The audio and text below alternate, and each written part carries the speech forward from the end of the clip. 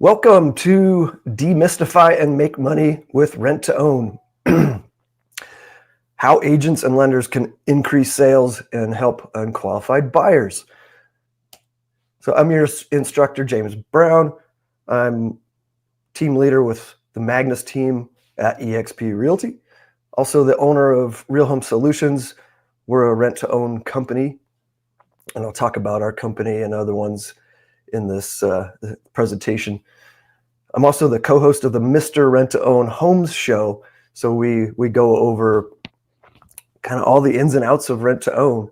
And this presentation should really give you a good high level view, but that show is also valuable because we really dig in deep on multiple different topics. I'm also the author of Hybrid Real Estate Investing, which is basically the investing side of rent to own. So there's kind of two sides of it that makes this all work. And I'm also a DORA certified continuing education instructor. So this presentation is basically the class that I teach for agents and lenders. I like to have lenders on that here in Colorado where I'm licensed. So let's just talk about the benefits for buyers. First of all, they get to pick out a home. There's different ways rent-to-own businesses work, but typically, if we have a buyer that fits a rent-to-own program, they can pick out a home that's on the market. They get to move in right away. They don't have to move multiple times, which can be a nightmare, especially if you've got multiple kids and pets. I've got stories about all that. They can make updates to the home and, just make it theirs and not have to, feel like a renter, like they're on the path to becoming the end buyer of the homeowner. So, and then they lock in their price now, not chasing the market up. During COVID, the market was going sky high, but they actually lock in their price now. So if the market goes crazy, they're not having to overpay. The market can go down, and we'll talk about that too. But if the market goes up, they can gain equity. And then they have an option to buy. It's a lease with an option to buy. So if there's a major crash, it's up to them. They can walk away. So we'll dive into all of that stuff. So objectives for this class, this master class, is for you guys as agents to learn how you can help buyer clients that currently can't get a mortgage, learn who can qualify and what properties are the best fit for rent-to-own, and then most importantly for you guys, how you can earn commissions. And then I'm also going to talk about how lenders can close more loans. So when lenders understand how they can work together with us, they love us for two reasons. So what do you normally do with turned down clients that can't get a mortgage? Well, we put them on a follow-up campaign, right? Might refer them to credit repair if credit is an issue. Hold them back from getting a loan. And then we might set a follow-up call and hope they come back, right? Like a lot can happen. If we're not staying in touch with them, who knows? They might go with somebody else. And then we find out later, oh shoot, they bought a house without us. So if we can get them into a home now, great. We get paid and they're super happy. We become a hero because, the banks were telling them no and we're telling them yes and getting them into a house. So they absolutely love us. I mean, have people in tears, so happy that we helped them. So, and then we're giving those clients time to fix any problems that they need to straighten out to get a loan later. And of course, again, you get paid now. So one of the main reasons I put this course together was there's bad juju around rent to own. So we've heard that clients have gotten scammed, like intentionally. The clients don't end up buying the home, and they might lose their money.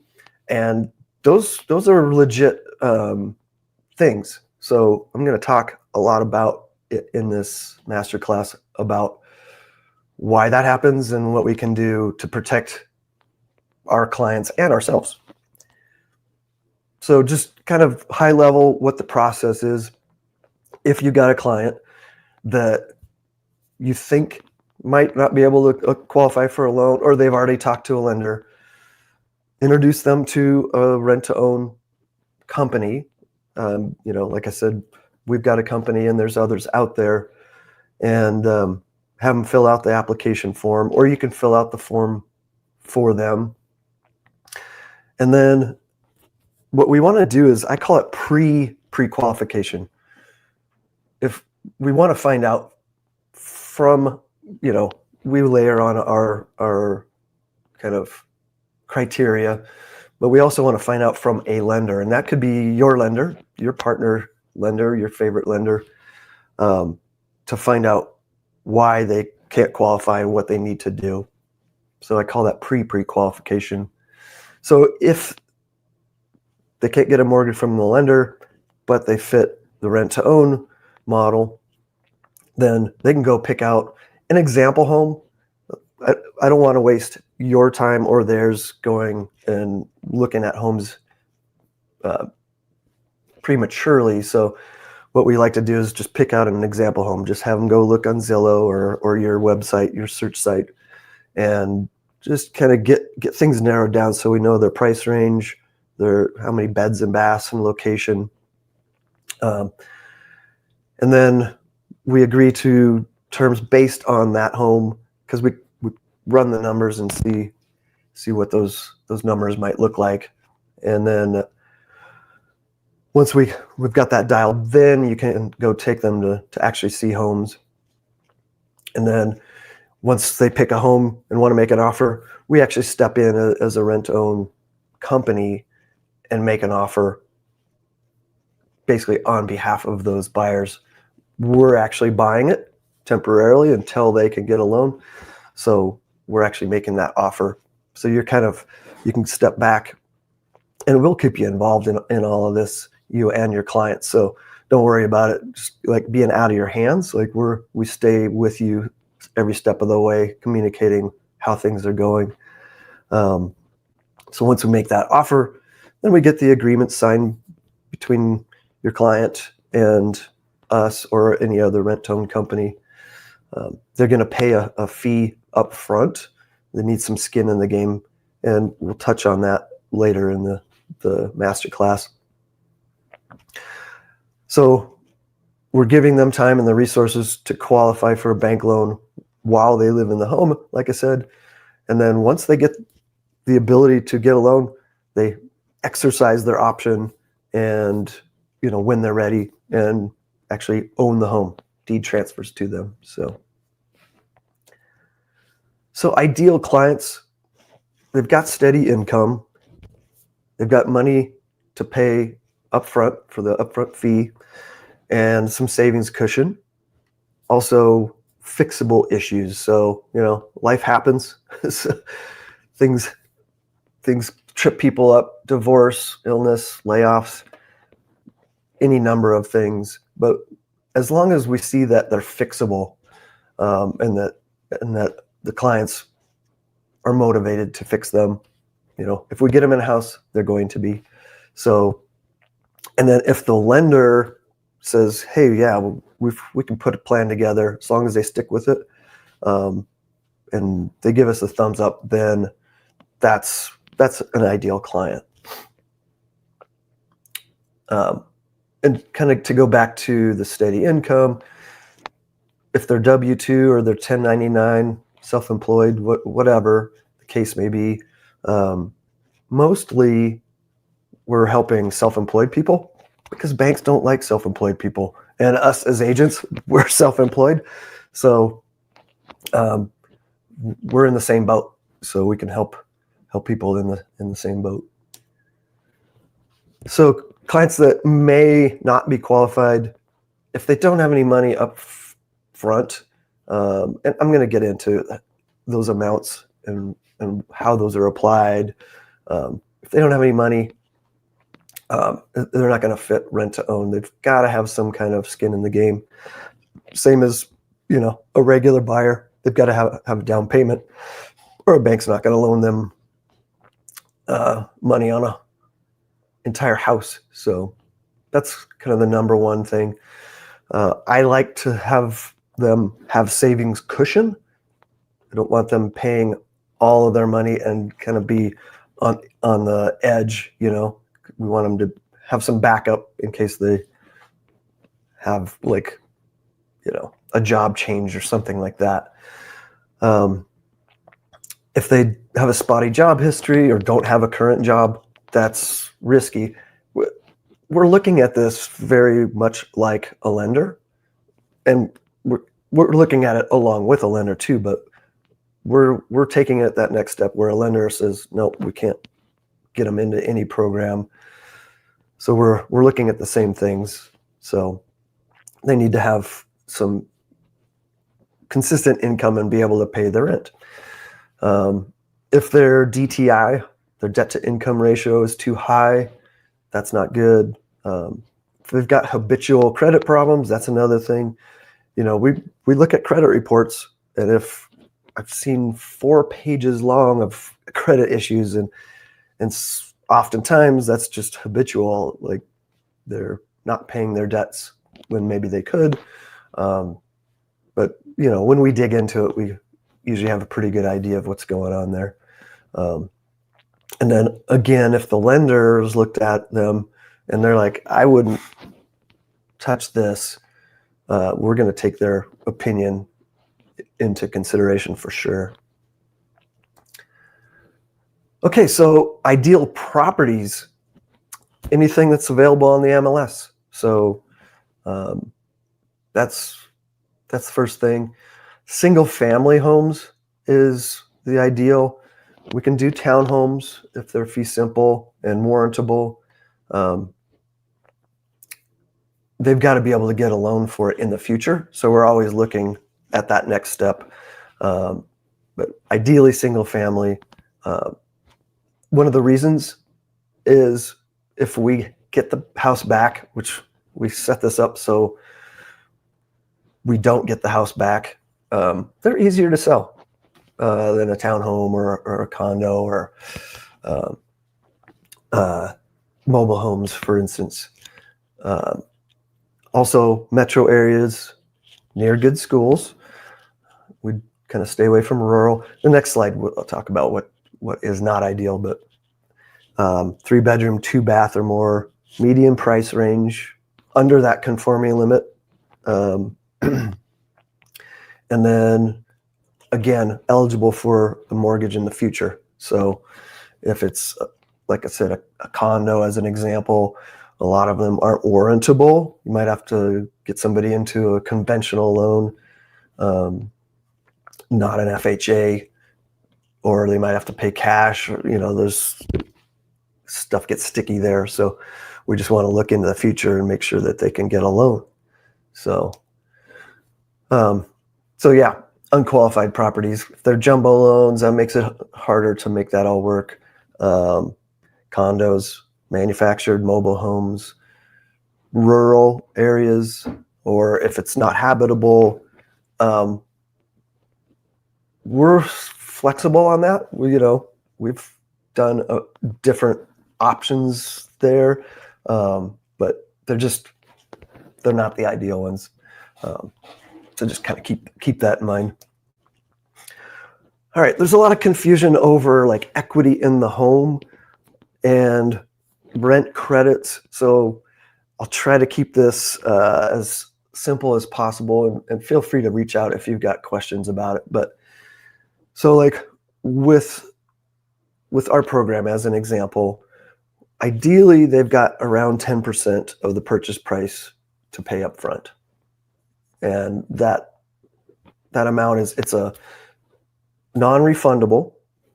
option consideration. That's the term.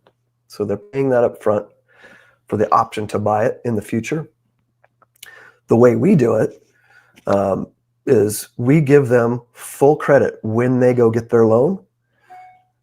So they can use that for their down payment, closing costs, equity in the house, like it comes off the purchase price. So, and I bring this up and I put it in parentheses there, not all programs give credit for that. So you gotta be aware of that. We do give them full credit for it.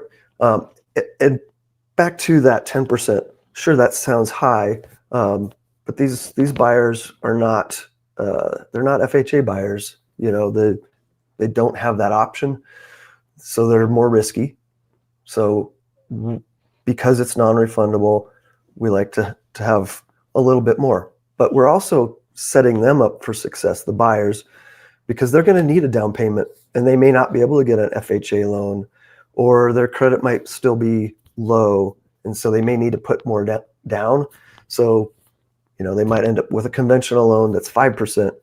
It might be higher, or they might be ITIN buyers, you know, from a foreign country. They don't have a social security number, and those programs are usually 10%, 15, 20% down. So at least we've got 10% sitting there waiting for them to use. And then, you know, we've got to make sure they've got money for the closing costs. So they're prepaying that, and all they really have to do is either they need time as a self-employed person, maybe need to report on their taxes or fix credit, any of those kinds of things that are holding them back from getting a mortgage. So that's how we operate. Similar to some other companies, there's varieties of amounts down. There's hidden fees in some of these other programs, and like I said, not all programs give credit, so they may pay some fees that aren't being given to them as credit. So again, if you got questions about this, our program or other ones, I can kind of walk you through the differences and help you and your clients make the best decision. So the next thing is rent credits. So some companies may ask for less upfront, might be 1 or 2%. In that case, they need to save up money so they've got that down payment and closing costs when they go get their loan in 1, 2, 3 years. Like we do up to 10-year options. But either way, they've got to save that up. So rent credits are a way to build up that savings over time. And so as an example, say market rent is $3,000. Well, that extra $200 that you see in the slide there, that is being set aside to build up that amount for the down payment and their closing costs. So their total rent would be, say, $3,200. This is just numbers I just came up with out of the blue. But you can see how it breaks down. So that extra $200 is a credit to them. So it's a forced savings plan, which is actually helping protect them. And that, you know, sometimes you hear people say, "Oh, that's rent to own is really expensive per month." This is probably why. They're probably forcing that savings plan, which is actually helping protect that client. And of course, they've got to have good jobs and be able to afford it. And ideally, when they go get their mortgage, and we always look at this, we run our numbers at what their rent is now and what their mortgage payments is going to be in the future, because we don't want that to jump up and be a big shock and maybe they can't afford it. So we want it to be something where it stays the same or maybe even goes down. All right. What ifs? So I always get questions on this. What if the market goes down and or the client can't get their financing in time? So there's multiple things we can do. first thing is just extend the lease and the option period. So we can do that for free, or maybe build in a fee. We've done both. Not every company may extend. There's a lot of factors in here, but that's kind of the easy one. Just keep it going. As long as they're paying their rent, why not? Just let them keep renting until they can buy the house. The difference between the money that they pay up front and the loan amount may cover that spread. So if they're paying 10%, we've had people in riskier situations pay up 15, 20% up front. And so if there's an appraisal gap because that house went up in value, they've got that money and they can make that decision whether they want to use that money towards that appraisal gap. Maybe they've got some extra money. They can pay that appraisal gap out of pocket. And again, this is an option to buy, a lease with an option to buy. So they're not obligated to buy. They can walk away if they want. That money that they paid up front is non-refundable. So it's a decision they can make. It's kind of, decisions in their hands. And then could renegotiate the terms. That's kind of up to whoever bought it and buyer. So, and then they possibly could assign the contract to another buyer. We don't do that. Some companies may allow that or may reconsider. So that's why I put maybe on both of those. But those are kind of some of the options if they can't buy in time or the market goes up. But for us, our goal is to help that client, not hurt them. So do no harm, right? So that's our goal. Okay, best practices. So work with a competent, willing company and a lender to get the information, really dig into why this person can't get a loan and get them pre-qualified. That's number one, best practice. Come up with that plan so everyone's involved, so we all know what they need to do to get their loan in the future. We want to be super clear on that. And then again, I like them to have extra money and savings for cushion. Don't want to have them just on fumes. And then if they need help with credit repair, I can refer them, or if you've got a credit repair specialist, great. Oftentimes our lenders can give them the basic guidance to do that without actually paying for credit repair. But if they're in a real sticky situation, they might need some extra help. So we'll figure that out up front, right? And then it's good to have the contracts reviewed by a professional. We have a place for the agent, you guys representing the client, and on our side too, because I'm at least in Colorado, I'm representing our investor that we work with, or ourselves if we're the investor. If it's outside Colorado where I am, then we're going to work with a team, or maybe you directly. We're getting in the weeds a little here, but anyway, just to say, it's good to have somebody in both corners reviewing these contracts so everybody understands the verbiage. And our contracts are just a handful of pages as an example, but one company that I'm aware of they're getting out of the business, but they had like a 79-page contract. And let me tell you, I was full of CYAs for them, not necessarily for the clients. So that's why I bring this up. You want to take a look at those agreements so you and your client understand what they're getting into. I don't want to scare you off from rent to own. I just want to make you aware that these are best practices, and everybody should go into this with a clear understanding of what this is. And then final best practice, follow up with the buyer, lender, and if there's a credit specialist involved. So we do that as a company, but say you're working with somebody else, or you might be the investor. If you're doing that, setting this up yourself or working with us as an investor, as an example, following up with them periodically is a good idea. Just make sure they're on track so they don't get to the end of their option period and can't buy because they weren't staying on top of what they needed to do. So here's some case studies. So Aaron was a brand new real estate agent. Like I mentioned, self-employed. He didn't have a full 2 years income. He was a newer agent. He actually picked out a duplex, and this was in Minnesota, working with a partner of ours there.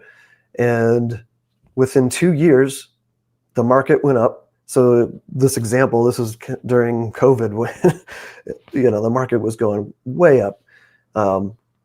Worked out great for him. He got a bunch of equity.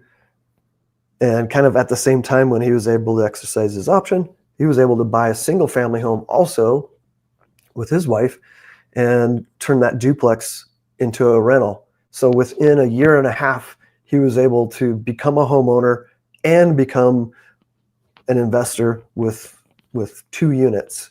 And because he'd gone through this process, he became one of our buyer specialists. So he could walk other buyers through the process, and because he'd been through it as a buyer. So Kent and Trina, they had some debts accumulate during COVID, some spotty job stuff going on there. But in their case, they actually had a home. This was in Aurora, Colorado. They wanted to move down to a rural town in Colorado and be near her parents. They were able to buy within 3 years. This was one of those kind of out of the box ones because it was a rural home. We had to deal with septic inspection, water well inspection. It had 2 separate pieces of land that hadn't been merged. There was a lot that we had to deal with, but we figured it out, and they were super happy that they were able to move down there. And it's kind of back to having that current home here in the basically Denver area. They were able to sell that. I helped them sell it, and that gave them the money so that they could pay their option fee and have a runway, because they didn't have jobs when they moved down there. That's another thing. Like usually the best fit is somebody, same job in the same city, same industry. In this case, they had to move down there, but they paid 15% upfront. So that was a little extra security, and also their purchase price in the future was, the equity they'd paid up front was keeping their mortgage down when they actually got their loan. And they had that money so they could go down and get jobs. And he was a contractor, so he had some transferable skills. Part of her job she could do remote, so we felt safe. So those are the kinds of things we think about when we're looking at somebody and trying to put one of these situations together. So Jose and Maria, this another example where that 10%, they were ITIN buyers. They didn't have a social security number. They had a tax ID number because they were from outside the country, and they had a good job. This is actually a home in Florida. And so when they go to get their loan, they're going to need 10% or more, depending on the lender. So that they paid the 10% up front. And so they were able to purchase within a couple years. So just real simple, how we're looking at this, the numbers is how much money do they have up front? How much are they going to pay per month for their lease? Excuse me. And the future purchase price, because we're buying it at today's price, and then we build in some appreciation based on the standard market appreciation. So we're not raising the price a huge amount. Like, we're looking at what that actual market is, because it's going to have to appraise, so we want it to be totally fair for them. So that's how we look at it. But it's those three numbers. We're trying to find a balance between all three of those for both the buyer client and on our side as the investor. And each client, each market, each investor is different, so there's no formula for this. We're just trying to find a balance and something that works for everybody. So here's an example, like Denver market. This is about median price range, depending, $550,000. If they're paying 10%, that'd be $55,000. And again, that's a full credit with our program to them when they buy. And then monthly rent might be $4,700 in year one, and we'll increase the rent, $100 a year, just so it's kind of keeping up with the market. And then their future purchase price, this is based on 6% appreciation. You can see it changing every year. And so they're incentivized to buy as soon as they can. And again, these are just hypothetical numbers. They're all negotiable. And so we just find a good balance. And there's different ways of doing this. We can have the rent stay the same instead of going up, but it might start out more kind of in that middle range or something. Or future purchase price, we've done it where we've even done a 10-year option where it's just one price. So they can buy at any time after 1 year. Usually these are 1 year or more. Like most people that do rent to own, they're going to need that time. But I say that they can buy after 1 year because we get hit with short-term capital gains, which is painful. Like fix and flippers get hit with if we sell within a year. But like I said, most buyers need that year or more, and most, like this example, are 1 to 3 years. Most people can get their credit straightened out or file their taxes and get on track in that amount of time. But again, we can do up to 10 years. And different states are different. Texas, for instance, 3 years is the max. Most of the ones that I know that are put together down there are shorter. But we can, if you have questions about that, give me a shout. So strategic partners. Now that you guys kind of know about how all this works, go out to your lenders, tell them about this. They can come back and watch this. They're a good partner for you because they're doing loan apps all day long, hopefully. And they're running across people that they can't qualify. So if you guys can work together and get them into a rent-to-own program, not just say, no, sorry, and put them on a drip, it's good to loop in your lenders. And then fellow agents, if you've got a team, brokerage, whatever, let your other fellow agents know about this. Credit repair companies, they're running across people that can't get qualified for a loan because of credit. So talk to them about this. New construction, those builders, I get calls once in a while from people saying, hey, we picked out all the finishes for this house and we can't qualify for the loan. it could be because that client did something stupid, like went and bought a car. If you've been in the business, that stuff happens. The lender might not have caught something up front. And this could be the builder's lender or your lender.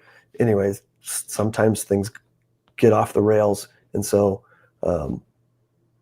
let people know, talk to those builders and let them know that you might be able to help them get those buyers into that house that they bought or got under contract. So, and then financial planners, they're in people's finances and run across people, bankruptcy and divorce attorneys, insurance agents, CPAs, all people that are kind of in the business where money and real estate cross paths.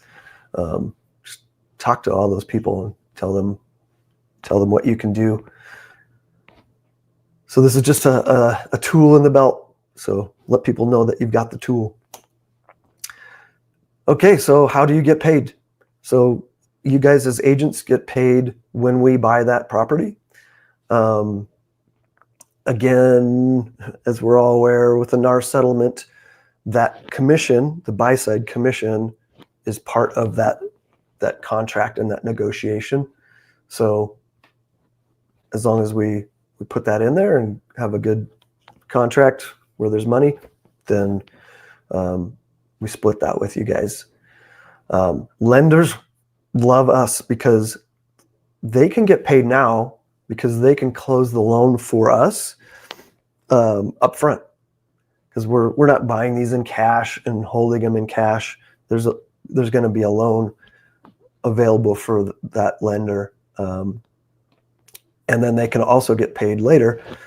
We're getting them into a house, those buyers into a house. They need a loan. It's not just like, oh, we'd like to buy in the next 6 months or a couple years, and they're on a drip. We got them in a house. They need a loan so they can exercise their option. So that's a good, solid loan for that lender later, as long as we set this up and get them on the path. So lenders love us. They can get both sides of that. It could be the same lender, or sometimes it's two different lenders, but either way, two lenders are getting paid at least. So action steps. This is where the rubber meets the road. So go back to your database, look for those leads that may be a good fit for rent to own, that you had to turn down, that are on your drip, or that you've got notifications to follow up with. Like, go back in there. You might be surprised how many people may be a fit. We've done that with lenders, and they've we got 10 people that might fit right now. And so you can work with that lender. If you've got agents in your office, some have left the business and still may have a database of people that could be good leads. So reach out to those agents that left the business, or maybe just agents in your office that are busy. They've got plenty of business. They don't have the time or want to go look through and call these leads that could be a fit. If you're willing to do that, go do that. So now that you've kind of gone through this class, you can be the go-to rent-to-own agent and answer questions. We can partner up, and I can teach you even more, go more into depth, and make you that go-to agent. I'm actually starting a coaching program. So if you're in a market outside Colorado, we can talk about that. Post to your social media. I actually have some graphics, just unbranded graphics that you could send out, or I could help you come up with something on your own, and get that out there. You'll get a lot of hits. You might have to go through quite a few leads that don't qualify, but that's just kind of the name of the game. You could add this if you're sending out a newsletter. Add something about rent to own in there. specifically self-employed people like that. People that are self-employed are are a good fit for this. So you might word it that way, right? Can tell your lenders about this, have them come rewatch this, or call me.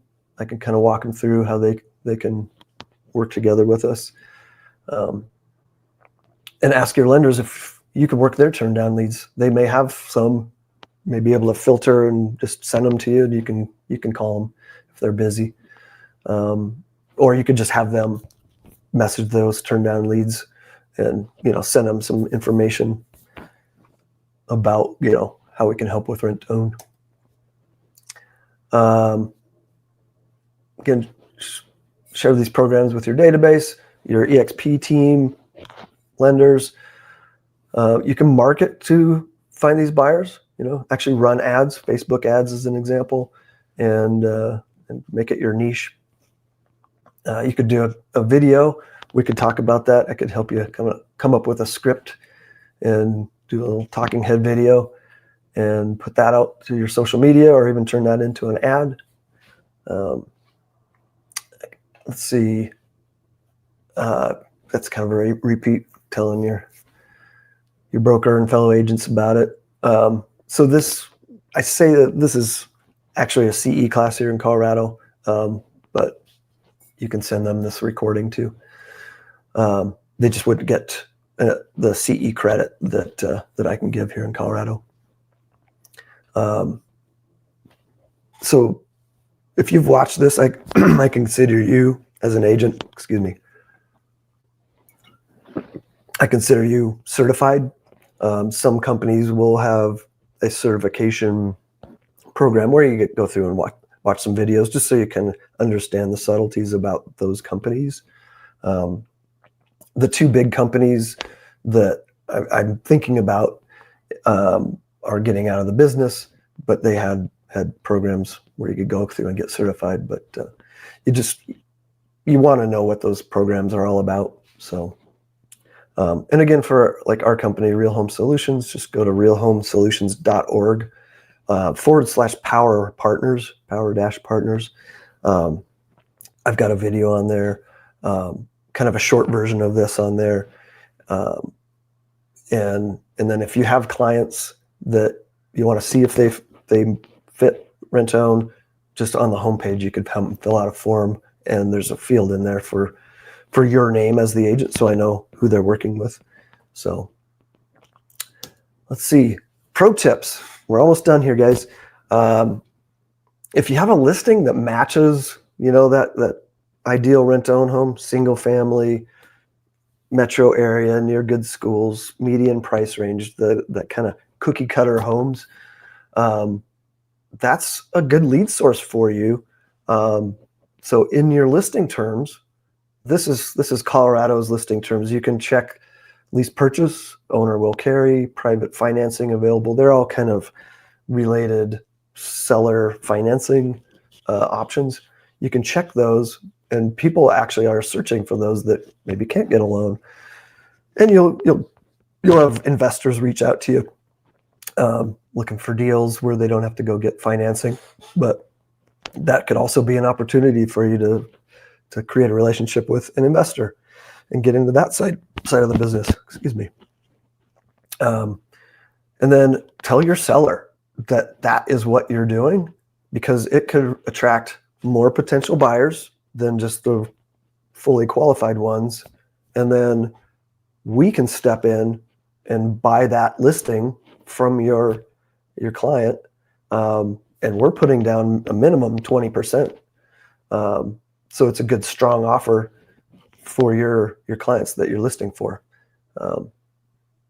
So all that said, that's a way to get your own rent-own buyer leads out of it, and potentially a strong buyer for your listing.